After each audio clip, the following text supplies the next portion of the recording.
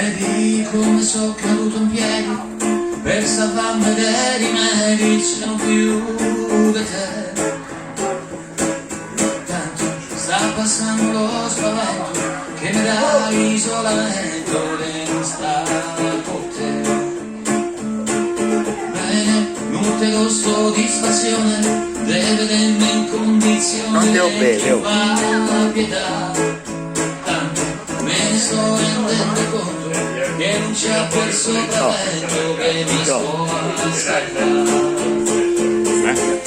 E intanto io mi embriago perché non me te voglio ricordare, ma accenno dentro il fuoco finché la testa mia non si